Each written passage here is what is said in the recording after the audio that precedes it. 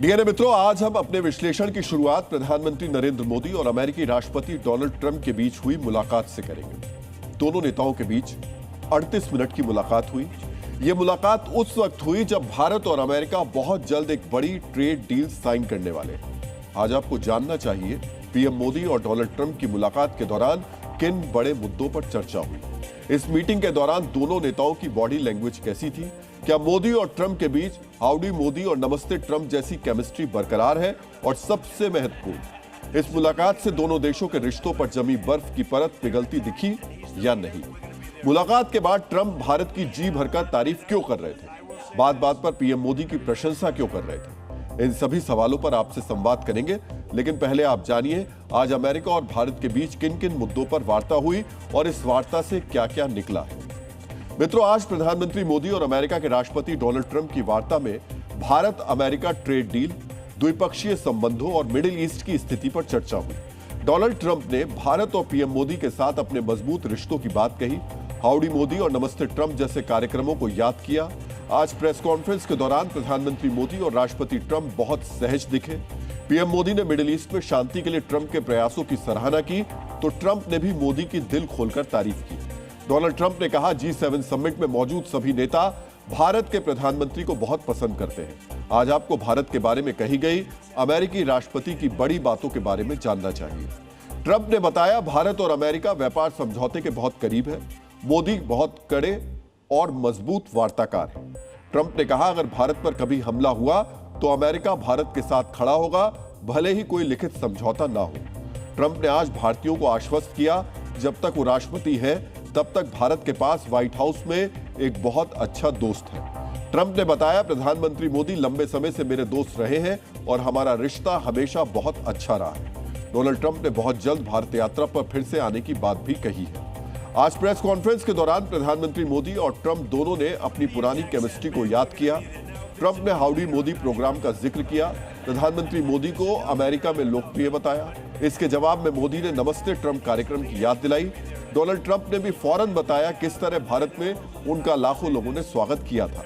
मित्रों, ये संवाद डोनाल्ड ट्रंप और भारत के प्रधानमंत्री मोदी की पुरानी केमिस्ट्री की याद दिला रहा था। आज आपको ट्रंप का ये पुराना बयान, पूरा का पूरा बयान जो है वो सुनना चाहिए।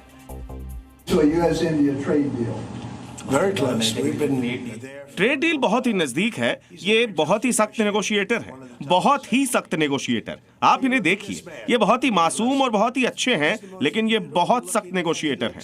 ये लाजवाब है। लोग कहते हैं बहुत अच्छे आदमी हैं, लेकिन ये बहुत ही सख्त व्यापारी हैं। People say he's such a nice man. I said no, he's very tough. He's a tough trader. ये भारत के लोगों से प्यार करते हैं। हमने हाउडी मोदी साथ में किया था और नमस्ते ट्रंप भी साथ में किया था। दोनों नेता 16 महीने बाद मिले, लेकिन जब मिले तो दिल से मिले। उनके बीच वही पुरानी केमिस्ट्री दिखाई दे रही थी। मित्रों, फ्रांस में आयोजित G7 शिखर सम्मेलन के दौरान प्रधानमंत्री मोदी और अमेरिकी राष्ट्रपति ट्रंप की बैठक के दौरान सबकी नजरें इस बात पर टिकी थी, भारत अमेरिका के साथ भारतीय नाविकों की मौत का मुद्दा कितनी सख्ती से उठाएगा। आज प्रधानमंत्री मोदी ने ट्रंप के सामने इस मुद्दे को उठाया। पीएम मोदी ने कहा कि भारतीय नाविकों की सुरक्षा सबसे ज्यादा जरूरी है। उन्होंने यह भी कहा कि वैश्विक अर्थव्यवस्था के लिए हॉर्मुज स्ट्रेट का खुला रहना भी बहुत जरूरी है। आज ट्रंप ने भी भारतीय नाविकों पर पूछे गए सवाल के जवाब में अपनी प्रतिक्रिया दी। एक्सेलेंसी, आप जानते हैं कि मैरीटाइम ट्रेड की दुनिया में भारत के लाखों सीफेरर्स आज दुनिया के अलग अलग समुद्र में अपनी सेवाएं दे रहे हैं, विश्व की प्रगति में बहुत बड़ा योगदान दे रहे हैं, और मैं समझता हूं कि उनकी सुरक्षा भी उतना ही महत्वपूर्ण है। एक्सेलेंसी, समझौते के लिए शांति के प्रयासों में आपने भरपूर प्रयास किया है।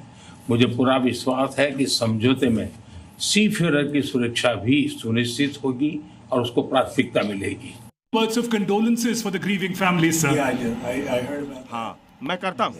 ये एक कठिन पेशा है, ऐसी बातें हो जाती हैं। हम उन सभी लोगों से प्यार करते हैं, वो बहुत अच्छे लोग हैं। हम इस मुद्दे पर साथ मिलकर काम करेंगे। ट्रंप ने हॉर्मुज में मारे गए नाविकों को श्रद्धांजलि दी। मित्रों, आज भारत ने साफ साफ शब्दों में अमेरिका के राष्ट्रपति को बता दिया, भारत अपने नाविकों की सुरक्षा को लेकर बहुत संजीदा है। भारत के लाखों जहाज समंदर में है। भारत के व्यापार के लिए ये सभी जहाज बहुत महत्वपूर्ण है, इसलिए भारत इनकी सुरक्षा को नजरअंदाज नहीं कर सकता। ट्रंप भी इस विवाद को पीछे छोड़ना चाहते थे, इसलिए उन्होंने भारतीय नाविकों की मौत पर संवेदना प्रकट की ताकि भारतीयों की नाराजगी कम हो सके। यानी मित्रों, आज डोनाल्ड ट्रंप से मुलाकात करने से पहले प्रधानमंत्री मोदी ने अमेरिका समेत पूरी दुनिया को G7 के मंच से कुछ संदेश दिए। ये संदेश भारत की वैश्विक नीतियों से जुड़े थे।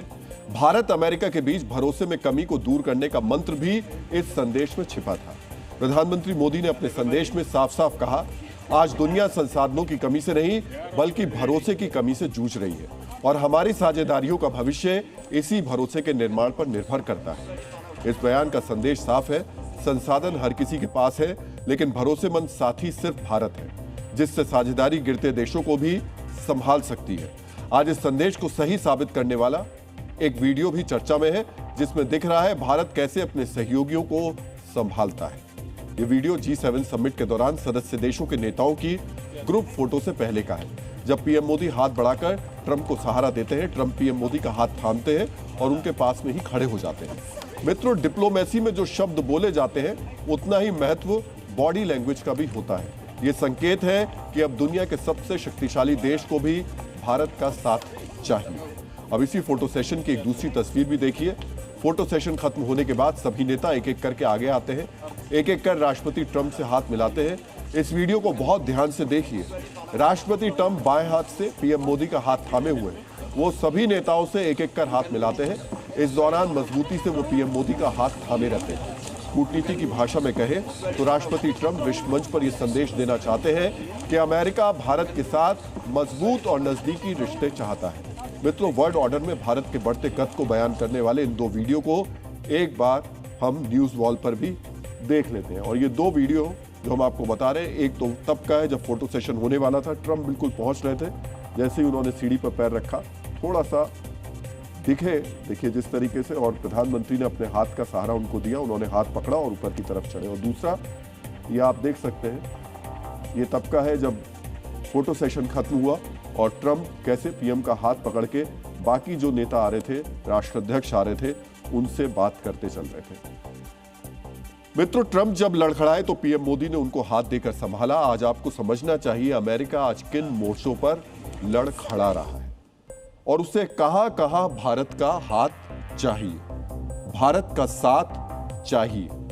अमेरिका का सरकारी कर्ज 2026 में उसकी जीडीपी के 101% तक पहुंचने का अनुमान है।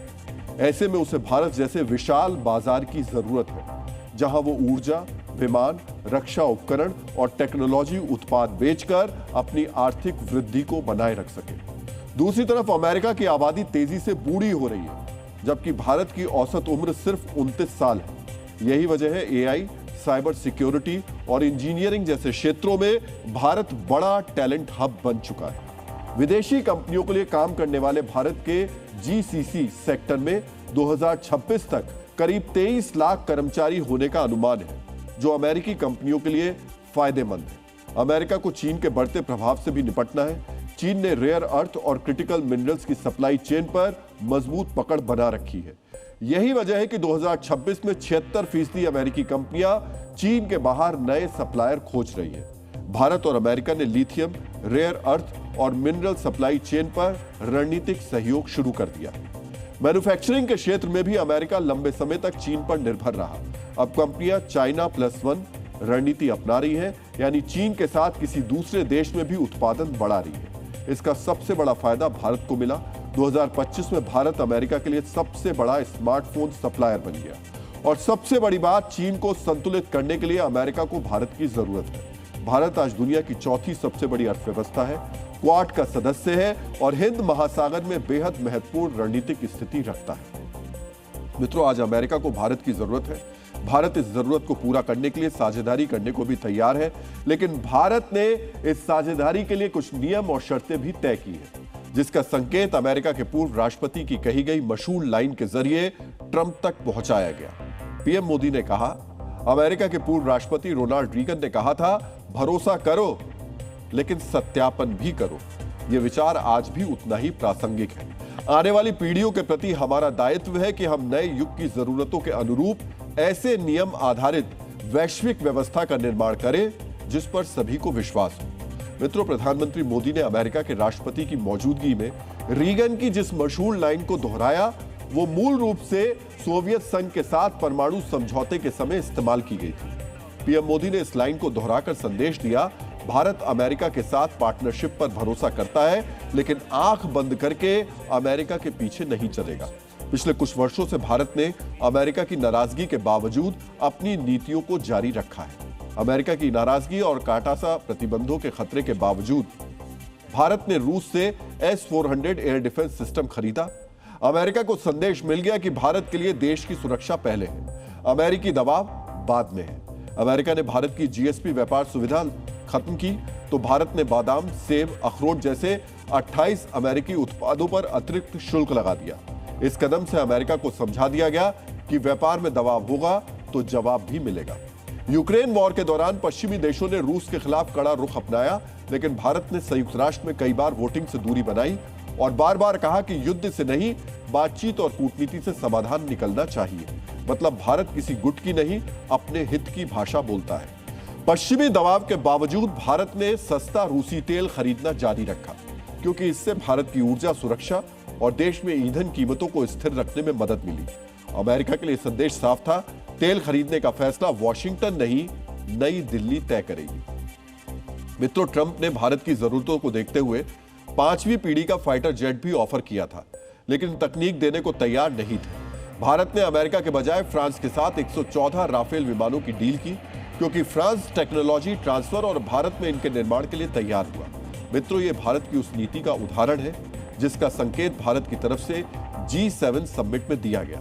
पीएम मोदी ने कहा, भारत का मानना है कि किसी साझेदारी की असली कसौटी ये नहीं कि हम दूसरों के लिए क्या बनाते हैं, बल्कि ये कि हम उन्हें अपने दम पर निर्माण और विकास करने में कितना सक्षम बनाते हैं।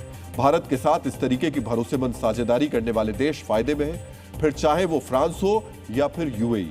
वर्ष 2022 में भारत और यूएई के बीच व्यापार को सस्ता, तेज और आसान बनाने के लिए CAPA समझौता हुआ था, जिसके बाद दोनों देशों का व्यापार बढ़कर $100 अरब से ऊपर पहुंच गया। 2030 तक इसके $200 अरब तक पहुंचाने का लक्ष्य रखा गया है। अब भारत और यूएई सीधे रुपया दिरहम में व्यापार कर रहे हैं, जिससे लेन देन आसान और सस्ता हुआ है। यूएई भारत के सबसे भरोसेमंद तेल और गैस सप्लायर्स में से एक है, जिससे भारत की ऊर्जा सुरक्षा मजबूत हुई है। यूएई भारत के ऑयल रिजर्व बढ़ाने में भी योगदान दे रहा है। दोनों देश समुद्री सुरक्षा, साइबर सुरक्षा और सैन्य सहयोग पर मिलकर काम कर रहे हैं। युद्ध के दौरान यूएई पर हुए हमले के खिलाफ भी भारत ने आवाज बुलंद की है। यूएई ने भारत में $20 अरब से ज्यादा निवेश किया है, जिससे इंफ्रास्ट्रक्चर और रोजगार बढ़ रहे हैं। यूएई में 35 से 40 लाख भारतीय रहते हैं। अबू धाबी में हिंदू मंदिर, यूपीआई और गोल्डन वीजा जैसी सुविधाओं ने दोनों देशों को और करीब ला दिया है। मित्रों, इस भरोसे की वजह से यूएई को लगभग 1.5 अरब लोगों वाला विशाल भारतीय बाजार मिला है। भारत से यूएई को कुशल पेशेवर, इंजीनियर, डॉक्टर्स और कामगार मिलते हैं। यूएई खुद को मिडिल ईस्ट, अफ्रीका और एशिया के व्यापारिक केंद्र के रूप में मजबूत कर रहा है, जिसमें भारत बड़ी भूमिका निभा रहा है। भारत के साथ साझेदारी से यूएई को खाद्य सुरक्षा, तकनीकी सहयोग और निवेश के नए मौके मिले। इसीलिए इस साझेदारी में भरोसा और बढ़ता जा रहा है। मित्रों, अब हम दुनिया के सबसे मजबूत मंच पर भारत के गौरवगान का विश्लेषण करेंगे। G7 के जिस मंच पर पीएम मोदी और डोनाल्ड ट्रंप 16 महीने बाद मिले, G7 के जिस मंच पर दुनिया के सबसे ताकतवर नेता मौजूद थे, वहां यह साफ साफ कहा गया कि दुनिया के लिए भारत जरूरी है। ऐसा क्यों कहा गया और कैसे भारत आज की तारीख में दुनिया के लिए जरूरी भी और मजबूरी भी ये बन गया है, ये अब आपको जानना चाहिए। मित्रों, 8 नवंबर 2010 को भारतीय संसद को संबोधित करते हुए अमेरिका के तत्कालीन राष्ट्रपति बराक ओबामा ने कहा था, भारत अब एक उभरती हुई शक्ति नहीं है, बल्कि वैश्विक मंच पर एक स्थापित और जिम्मेदार वैश्विक शक्ति बन चुका है। ओबामा दूरदर्शी नेता थे। उन्होंने भारत की ताकत को आज से 16 साल पहले पहचान लिया था। आज करीब 16 साल बाद वर्ल्ड ऑर्डर में भारत की मजबूत मौजूदगी को कनाडा के प्रधानमंत्री मार्क कार्नी ने नए शब्दों में परिभाषित किया। आज जब पूरी दुनिया G7 की बैठक से निकलने वाले परिणाम का इंतजार कर रही थी, तब उसी G7 के प्रमुख सदस्य कनाडा के प्रधानमंत्री ने भारत को लेकर जो कुछ कहा, सबसे पहले आपको उसे सुनना चाहिए। मित्रों, मार्क कार्नी के हर शब्द को बहुत गौर से सुनिएगा। And right from the start, at the G7 in Canada के प्रधानमंत्री ने 2 बड़ी बातें कही। पहली ये कि G7 में भारत की मौजूदगी वैश्विक व्यवस्था में परिवर्तन को दिखा रही है। दूसरा यह कि G7 अब अकेले अंतर्राष्ट्रीय मामलों पर प्रभुत्व स्थापित करने का दावा नहीं कर सकता, यानी G7 के देशों को अब भारत का साथ चाहिए। मित्रों, मार्क कार्नी ने जो कहा वो सिर्फ डिप्लोमेसी में चतुराई से शब्दों का इस्तेमाल नहीं है, ये दुनिया में भारत के बढ़ते प्रभुत्व का प्रमाण है। ये वर्ल्ड ऑर्डर में भारत के महत्व का साक्ष्य है। ब्रिटिश इतिहासकार और दार्शनिक आर्नल्डो जे टॉइनबी ने कहा है कि भारत का भविष्य केवल भारत के लिए नहीं बल्कि समस्त मानवता के लिए अत्यंत महत्वपूर्ण है। किसी एक देश के लिए नहीं, समस्त मानवता के लिए भारत जरूरी है। यही बात कनाडा के प्रधानमंत्री मार्क कार्नी ने भी कही। उन्होंने दुनिया को समझाया कि शक्तिशाली देशों के लिए भारत का साथ जरूरी भी है और मजबूरी भी है। अब समझते हैं G7 देशों के नेता ऐसा कह क्यों रहे हैं। कूटनीतिक मोर्चे पर भारत ग्लोबल साउथ की सबसे मजबूत आवाज है। भारत पश्चिमी देशों का सहयोगी है, रूस का सबसे विश्वस्त मित्र है। अरब से लेकर अफ्रीका, लैटिन अमेरिका के देशों के लिए भारत मजबूत और भरोसेमंद दोस्त है। भारत की यह वैश्विक छवि एक दिन में नहीं बनी। आज G7 को अगर ग्लोबल साउथ तक पहुंचना है तो उन्हें भारत का साथ जरूर चाहिए। मित्रों, भारत की आर्थिक ताकत को भी समझ लीजिए। G7 में शामिल देश अर्थव्यवस्था के तौर पर अमीर हैं, लेकिन उनकी ग्रोथ रेट धीमी है। ये देश कर्ज के दबाव में जूझ रहे हैं। अप्रैल 2026 में आई IMF की रिपोर्ट के मुताबिक G7 देशों की ग्रोथ रेट सिर्फ 1.6% है। याद रखिएगा, सिर्फ 1.6%। वहीं वर्ल्ड बैंक की रिपोर्ट बताती है कि भारत की अर्थव्यवस्था 6.6% की रफ्तार से बढ़ रही है। दुनिया की GDP में G7 का हिस्सा लगातार घट रहा है। अब यह घटकर 45% से नीचे आ चुका है, जबकि ब्रिक्स, आसियान, अरब देश और अफ्रीका का वेटेज बढ़ रहा है। यानी भारत दुनिया की ग्रोथ का इंजन है। भारत जिन संगठनों में शामिल है वो सभी दुनिया में आर्थिक तौर पर मजबूत हो रहे हैं। समझिए, G7 देशों को अपनी सुस्त अर्थव्यवस्था को रफ्तार देने के लिए भारत का साथ जरूरी है। इसलिए आज मार्क कार्नी कह रहे हैं, भारत दुनिया के लिए जरूरी है। ईरान वॉर और हॉर्मुज संकट के बाद दुनिया के सामने एनर्जी सिक्योरिटी बड़ा मुद्दा है। G7 देशों की अर्थव्यवस्था क्रूड के बड़े दाम से पस्त है। ऐसे में ये देश दुनिया में सप्लाई लाइन को सुरक्षित और निर्बाध बनाना चाहते हैं। इसके लिए इंडो पैसिफिक और हिंद महासागर में G7 को भारत जैसे विश्वस्त सहयोगी की जरूरत है। यही भारत G7 के लिए जरूरी यहां पर हो जाता है। G7 और दुनिया के लिए इस वक्त सबसे बड़ी चुनौती चीन है। महत्वपूर्ण सप्लाई चेन पर चीन की नजर है। क्रिटिकल मिनरल्स पर चीन का कंट्रोल है। ऐसे में चीन को बैलेंस करने और सप्लाई चेन डाइवर्सिफिकेशन के लिए G7 को भारत का साथ चाहिए। इसीलिए कनाडा के PM कह रहे हैं कि भारत नए वर्ल्ड ऑर्डर के लिए जरूरी है। मित्रों, भारत जेनेरिक मेडिसिन में दुनिया का हब है। दुनिया को 20% जेनेरिक दवाएं भारत से सप्लाई होती हैं। इसीलिए G7 समेत पूरी दुनिया की हेल्थ सिक्योरिटी के लिए भी भारत जरूरी है।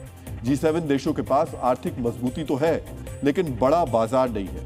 146 करोड़ की आबादी वाला भारत इसीलिए उन्हें जरूरी लग रहा है। G7 के देश लगातार बूढ़ी हो रही आबादी से परेशान है। भारत की 69% आबादी 15 से 64 साल के बीच है। बात सामरिक शक्ति की करें तो ग्लोबल फायर पावर 2026 में भारत की रैंकिंग 4 है। ये G7 में शामिल देश फ्रांस, जापान, ब्रिटेन और इटली से आगे है। G7 में शामिल सिर्फ अमेरिका ही ऐसा देश है जो ग्लोबल फायर पावर 2026 में भारत से ऊपर है। समझिए, कूटनीतिक, आर्थिक, व्यापारिक और सामरिक हर मोर्चे पर मजबूत भारत G7 के लिए मजबूरी बन गया है। G7 देशों के पास पूंजी है, तकनीक है, संस्थान है।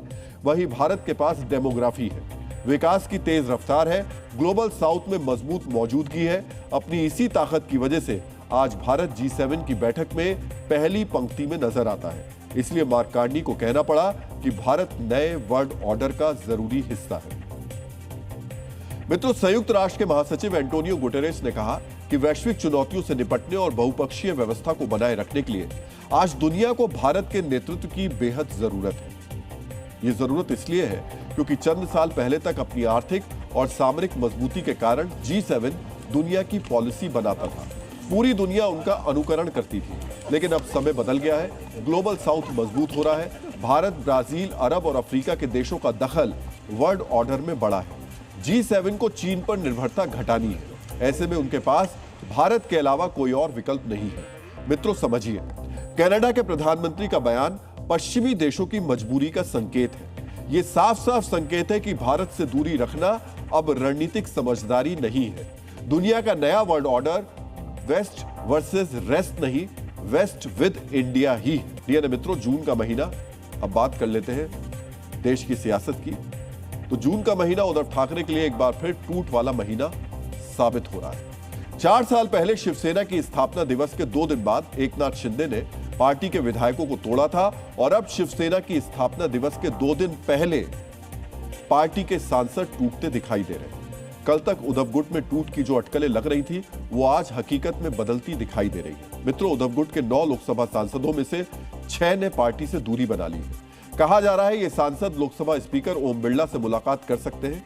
इस दौरान अलग संसदीय समूह बनाने की मांग की जा सकती है। स्पीकर ने इन सांसदों की मुलाकात आज ही होने वाली थी।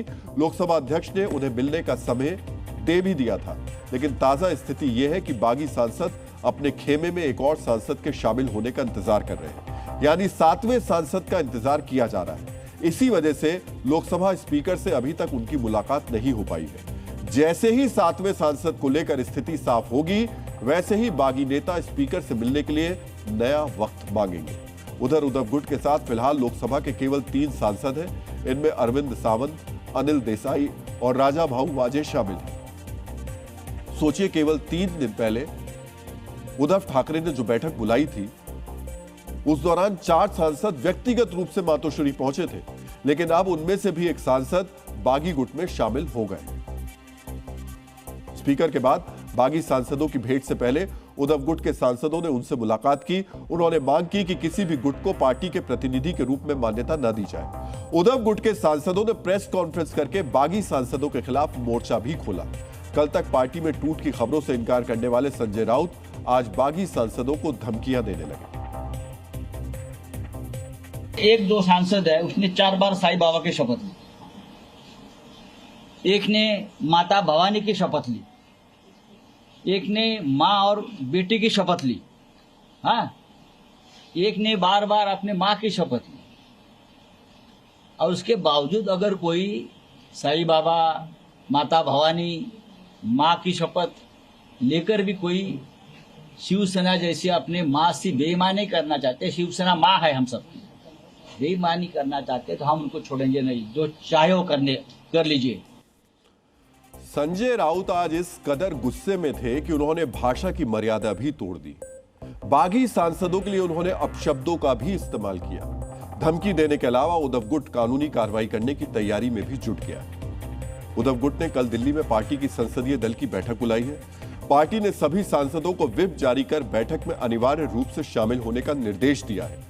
जो सांसद बैठक में नहीं आएंगे, पार्टी उनके खिलाफ अयोग्यता की कार्रवाई शुरू कर सकती है। मित्रों, उद्धव गुट सांसदों पर गद्दारी का आरोप लगा रहा है, उन पर बिकने का आरोप लगा रहा है, अपने विरोधियों पर पार्टी के खिलाफ साजिश का आरोप लगा रहा है, लेकिन बागी गुट की तरफ से पार्टी नेतृत्व के खिलाफ शिकायतें भी सामने आ रही हैं। सूत्रों का कहना है कि उद्धव गुट के कई सांसद पिछले कुछ समय से पार्टी के भीतर अपनी नाराजगी जाहिर कर रहे थे। सांसदों को लगता था कि बार बार अनुरोध करने के बावजूद उद्धव ठाकरे उनके चुनाव क्षेत्र में नहीं गए, जबकि उन्हें जमीनी स्तर पर राजनीतिक चुनौतियों का सामना करना पड़ रहा था। बताया जा रहा है कि सांसद इस बात से भी नाराज थे कि पार्टी नेतृत्व उनके साथ नियमित बैठकें नहीं करता और उनकी चिंताओं पर ठीक से ध्यान नहीं दिया जा रहा था। सूत्रों का यह भी दावा है कि कई सांसद बार बार समय मांगने के बावजूद उद्धव ठाकरे से मुलाकात नहीं कर पाए। बागी सांसदों का यह भी आरोप है कि स्थानीय निकाय चुनाव के दौरान पार्टी से उन्हें आर्थिक मदद नहीं मिली। सांसदों ने कई बार फंड और संगठनात्मक समर्थन की मांग की, लेकिन उन्हें लगा कि उनकी मांगों पर ठीक से प्रतिक्रिया नहीं दी गई।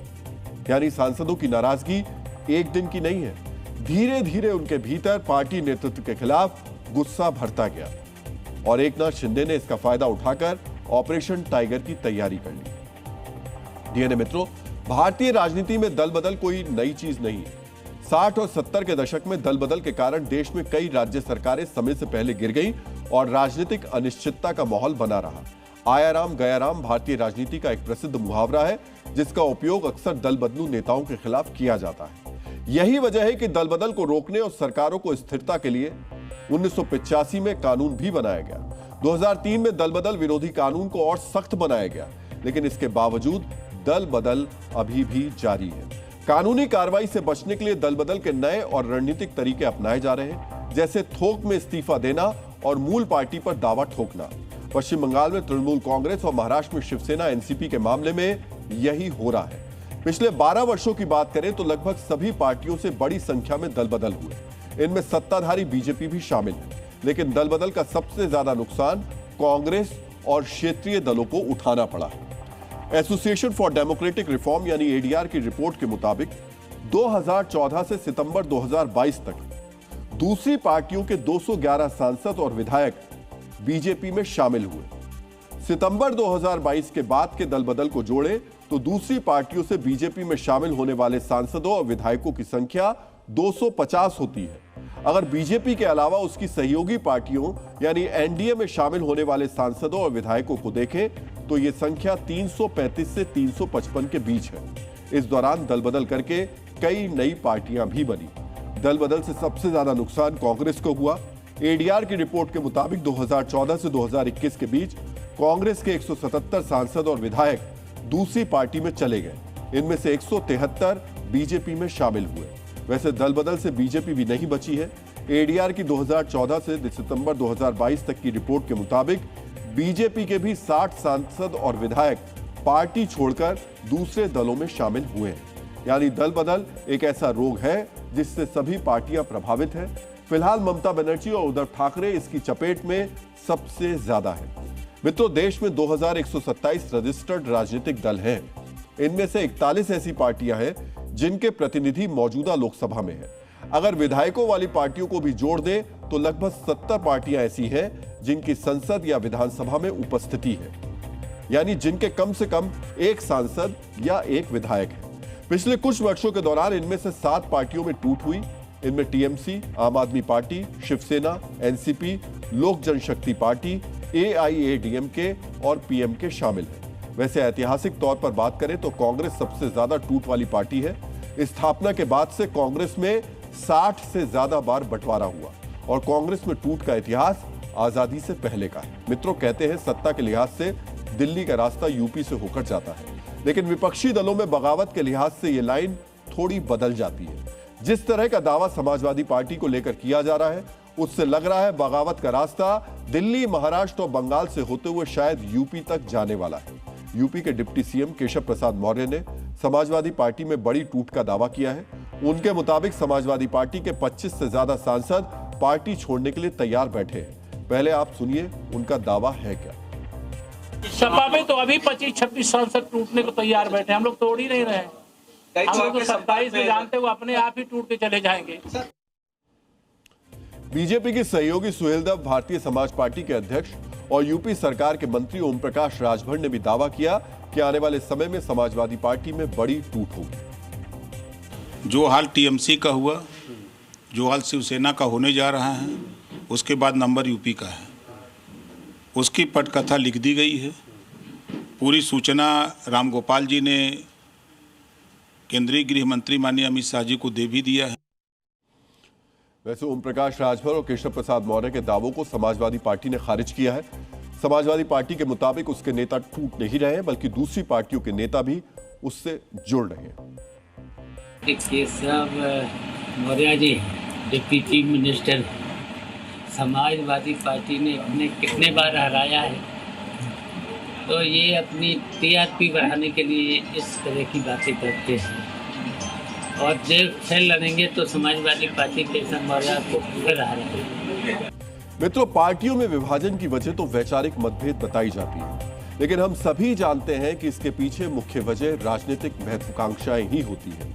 चुने हुए नेता राजनीतिक महत्व की आकांक्षा और सत्ता की चाह में पार्टी तोड़ रहे हैं, तो इसी राजनीतिक महत्वाकांक्षा में कुछ नेता और उनके समर्थक कानून तोड़ने का काम कर रहे हैं, समाज में अराजकता फैलाने का काम कर रहे हैं। पश्चिम बंगाल में एक अपराधी को थाने से छुड़ाने के लिए भीड़ जमा हो गई। प्रदर्शन के नाम पर थाने पर हमले की साजिश हुई। घंटों तक ट्रैफिक जाम किया गया। कानून व्यवस्था को चुनौती दी गई। यह सब कुछ एक अपराधी को छुड़ाने के लिए हुआ, और यह अचानक नहीं हुआ, बाकायदा प्लानिंग के साथ हुआ। मित्रों, मेरी बाईं तरफ जो तस्वीर आप देख रहे हैं वो पश्चिम बंगाल के फाल्टा से आई है। उसी फाल्टा से जहां खुद को पुष्पा कहने वाले अपराधी जहांगीर खान को पुलिस ने सड़क पर घुमाया था। जहांगीर फाल्टा से टीएमसी के विधायक रहे। जहांगीर के खिलाफ कितने गंभीर आरोप हैं हम आपको बताएंगे, लेकिन पहले विरोध प्रदर्शन को देखिए। सैकड़ों की संख्या में उपद्रवियों को एकजुट किया गया। जहांगीर खान की पत्नी सरीना ने कहा गया कि जहांगीर की गिरफ्तारी का विरोध करने के लिए लोग जुटे, लेकिन मकसद फाल्टा में जहांगीर खान के दबदबे का प्रदर्शन है। मित्रों, हम इस दबदबे का प्रदर्शन क्यों कह रहे हैं इसके लिए टाइमिंग को भी समझना होगा। आज फाल्टा में सीएम शुभेंदु अधिकारी का कार्यक्रम था। इस कार्यक्रम से पहले फाल्टा में जहांगीर खान के समर्थन में भीड़ उतारी गई, हंगामा किया गया और प्रदर्शन का नेतृत्व कौन कर रहा था? जहांगीर की पत्नी सरीना। समझिए, ये साधारण प्रदर्शन नहीं था, ये पश्चिम बंगाल की नई सरकार को अपना दबदबा दिखाने का दुस्साहस था। ये ऐलान था कि बेशक सूबे में सरकार बदल गई हो, लेकिन फाल्टा में हमारा दबदबा कायम। जानते हैं, कभी फाल्टा में कटमनी वसूलने वाले जहांगीर खान की परेड पुलिस ने निकाली थी। पुलिस चाहती थी कि जहांगीर से पीड़ित लोगों के मन में उसका खौफ खत्म हो। अपने दबदबे के प्रदर्शन के लिए जहांगीर की पत्नी ने इसे मुद्दा बनाया। समर्थकों को कट्टरपंथ की ऐसी खुराक दी गई कि वो सड़क पर उतर आए। मित्रों, फ्रांस के सामाजिक चिंतक गुस्ताव ले बॉन ने कहा है कि भीड़ कभी तर्क नहीं करती, वो केवल भावनाओं के प्रभाव में बहती है। और जब भावनाओं के नाम पर कट्टरपंथ की अफीम चटाई गई हो तो भीड़ कैसे तर्क करती है। लेकिन जहांगीर के दबदबे के लिए हंगामा करती ये भीड़ भूल गई थी कि पश्चिम बंगाल में सरकार बदल गई, विशेष वर्ग को मिलने वाली अति विशिष्ट रियायत खत्म हो गई। इसलिए जब ये भीड़ हंगामा करने लगी, उपद्रवी रास्ता रोकने लगे, तो केंद्रीय सुरक्षा बलों ने मोर्चा संभाला। सुरक्षा बलों के सख्त रुख को देखते हुए प्रदर्शनकारी भागने लगे। चंद मिनट पहले तक कानून को चुनौती दे रहे कई उपद्रवी तो बचने के लिए पानी तक में कूद गए।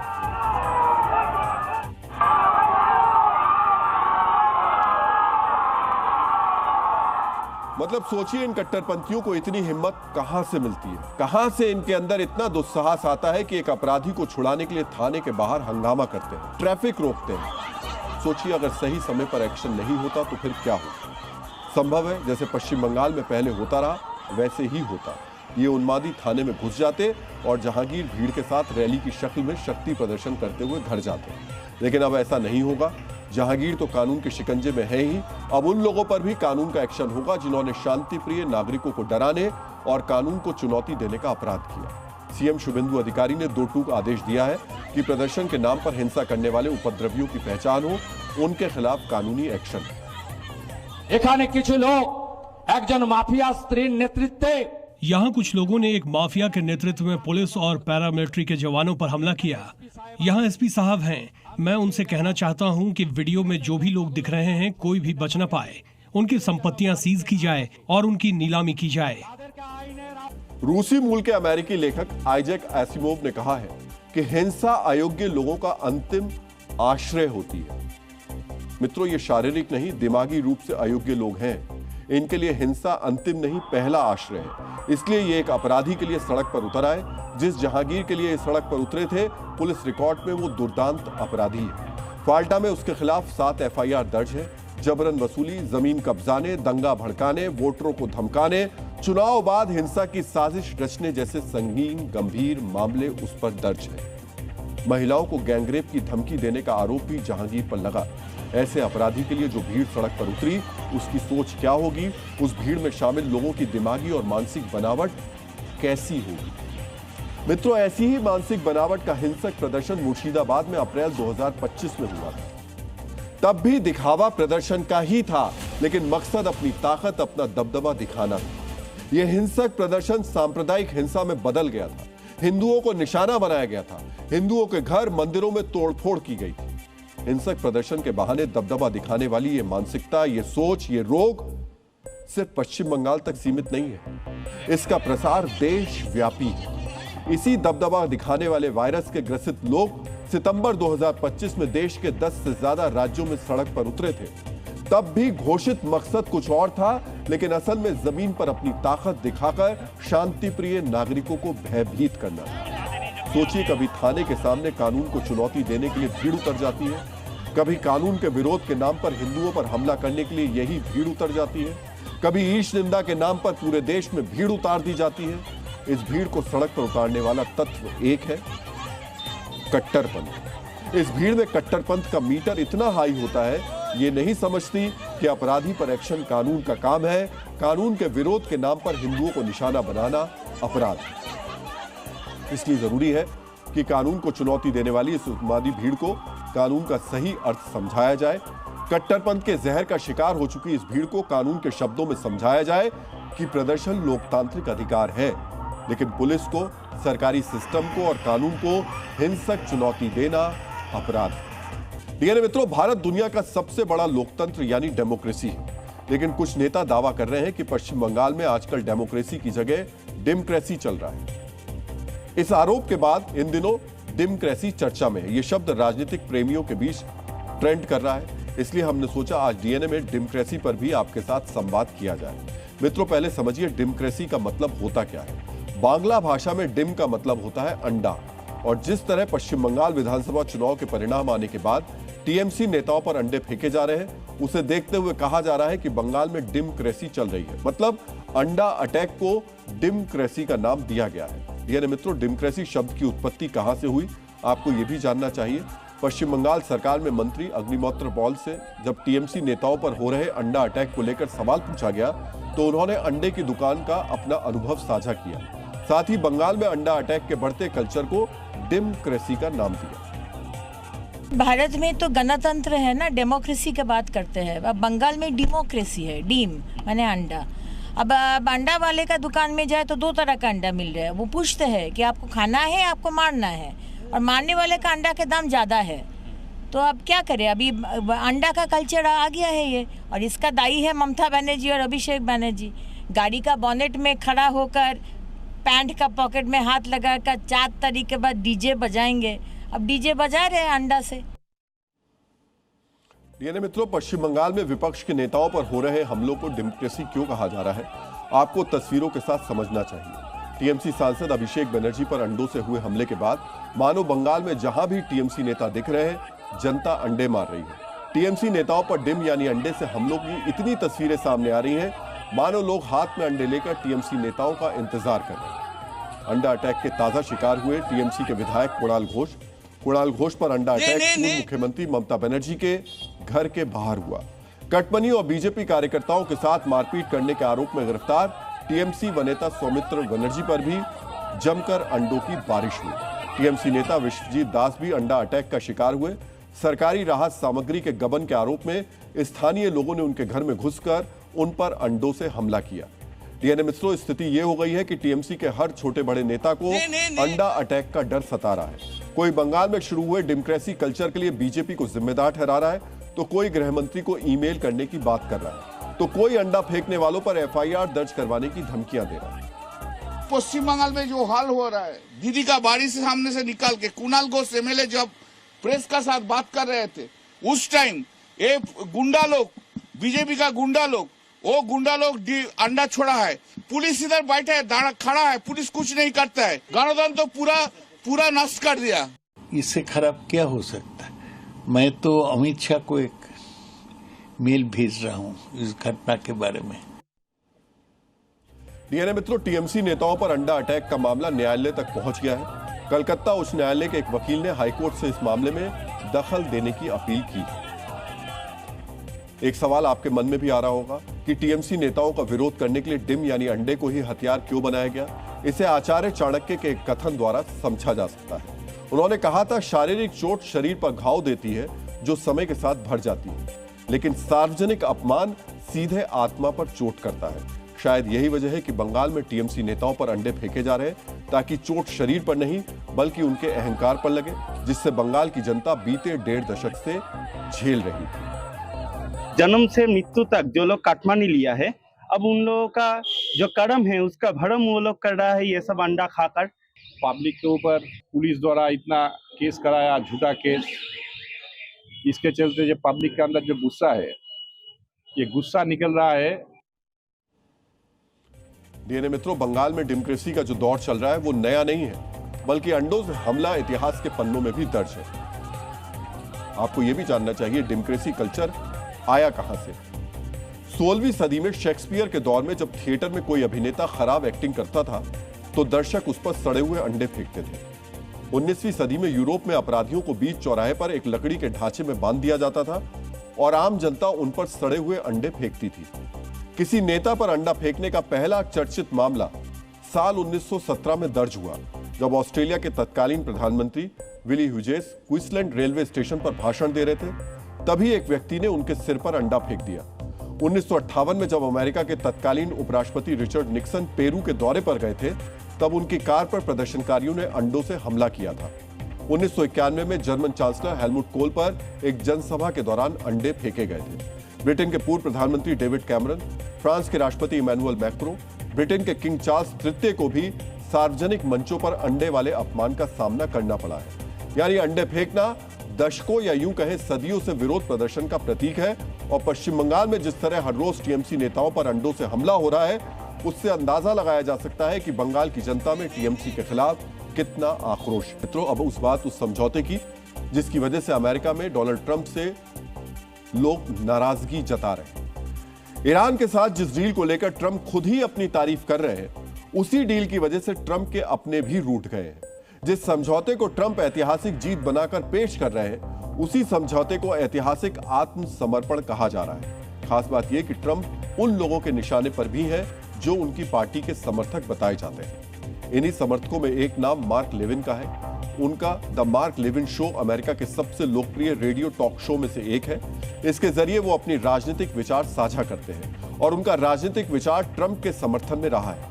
लेविन को ट्रंप और उनकी अमेरिकी फर्स्ट नीतियों का एक कट्टर समर्थक माना जाता है। ट्रंप ने उन्हें होमलैंड सिक्योरिटी एडवाइजरी काउंसिल का सदस्य भी नियुक्त किया था, लेकिन ईरान डील के बाद वो ट्रंप के सबसे कट्टर आलोचक के रूप में उभरे हैं। लेविन ने ईरान के साथ समझौते को बकवास करार देते हुए कहा कि ईरान जैसे देश के खिलाफ अमेरिकी नौसेना का नाकेबंदी हटाना और उसे $300 अरब का रिकंस्ट्रक्शन फंड देना एक बड़ी रणनीतिक भूल है। ट्रंप प्रशासन बार बार यह भरोसा दे रहा है कि ईरान के साथ एमओयू अंतिम समझौता नहीं है, लेकिन अमेरिका फर्स्ट की हिमायत करने वाले लोग इससे सहमत नहीं है। ट्रंप के आलोचक सोशल मीडिया पर अपना गुस्सा उतार रहे हैं। वो लिख रहे हैं, Trump makes Iran great again, यानी ट्रंप ने ईरान को फिर से महान बना दिया है। सोचिए, ये उस राष्ट्रपति के लिए कहा जा रहा है जो मेक अमेरिका ग्रेट अगेन के नारे के साथ राष्ट्रपति बना था। वेनेजुएला में अमेरिकी सेना के अभियान के बाद ट्रंप ने मेक ईरान ग्रेट अगेन का नारा लिखी हुई टोपी दिखाई थी। इसके जरिए वो संकेत दे रहे थे कि वेनेजुएला के बाद अब ईरान में सत्ता परिवर्तन होने वाला है। लेकिन इतने लंबे युद्ध के बाद भी ट्रंप अपने मकसद में नाकाम रहे।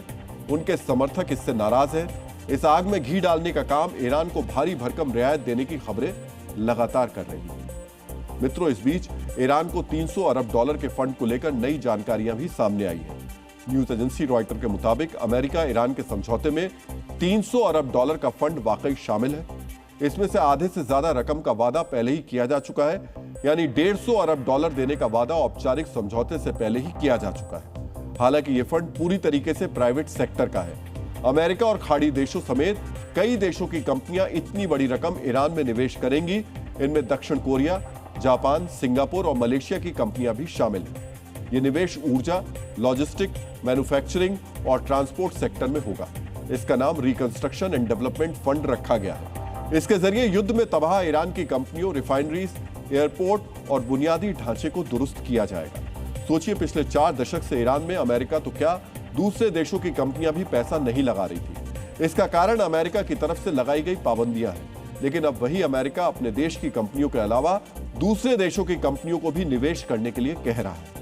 पहले कोई देश ईरान से व्यापार करता था तो अमेरिका उस पर पाबंदी लगाता था, लेकिन अब वही अमेरिका कंपनियों को ईरान के पुनर्निर्माण में पैसा लगाने की खुली छूट देने वाला है। ट्रंप का यही दोहरा रवैया अमेरिका में उनके खिलाफ असंतोष पैदा कर रहा है। ट्रंप को भी अपने खिलाफ फैल रहे इस गुस्से का अंदाजा होगा।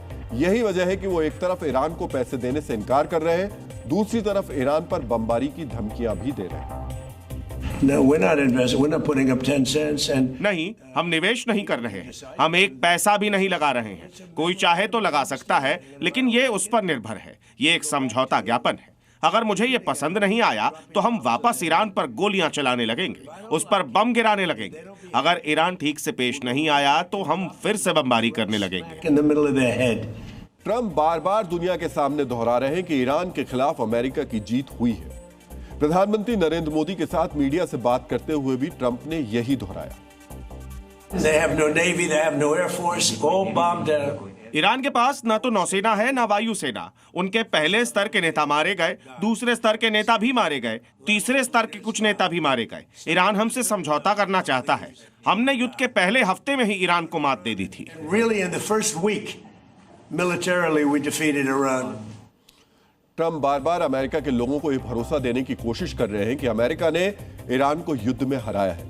अमेरिकी सरकार ईरान को पैसा नहीं दे रही है, लेकिन इसके बावजूद लोग ये सवाल जरूर पूछेंगे कि ईरान पर हमला करके उन्होंने अपना कौन सा मकसद हासिल कर लिया। ईरान के रुख में क्या बदलाव आया जिसकी वजह से वो दुनिया भर की कंपनियों को ईरान में पैसा लगाने के लिए कह रहे हैं। मित्रों, अब हम अयोध्या के राम मंदिर में दान चोरी से जुड़ी पड़ताल का दूसरा अध्याय दिखाएंगे। आज जी न्यूज की टीम दान चोरी के उस आरोपी के घर पहुंची जिसे इस मामले का मास्टरमाइंड बताया जा रहा है। ये नाम है अनुकल्प मिश्रा का। आरोपों के अनुसार अनुकल्प मिश्रा मंदिर में दान की राशि की गिनती से जुड़े कार्यों में शामिल थे। बताया जा रहा है कि लवकुश मिश्रा की नियुक्ति में भी उनकी भूमिका रही थी। इसी मामले में पहले लवकुश मिश्रा के घर से करीब 12 लाख रुपए मिलने की बात सामने आई थी, जिसकी जांच की जा रही है। ये अनुकल्प मिश्रा का घर है और अनुकल्प मिश्रा वो शख्स है जिनका पहले से नाम आ रहा है लवकुश, जिसके घर से 12 लाख रुपए बरामद हुए थे। और अनुकल्प मिश्रा के लवकुश जो है वो साले हैं और उन्होंने ही लवकुश की जो राम मंदिर परिसर में जो नौकरी है वो उन्होंने लगवाई थी। ये उनका घर है। हालांकि जब इनके परिवार से हमने बात करने की कोशिश की तो उनके परिवार ने इन सभी आरोपों को बेबुनियाद बताया और उन्होंने कहा कि हमारे खिलाफ साजिश रची जा रही है। डीएनए में आज का संदेश। समय का सत्य कहता है कि जीवन के इतिहास पर हस्ताक्षर कोई ग्रह नहीं, इंसान के संघर्ष, साहस और कर्म ही करते हैं।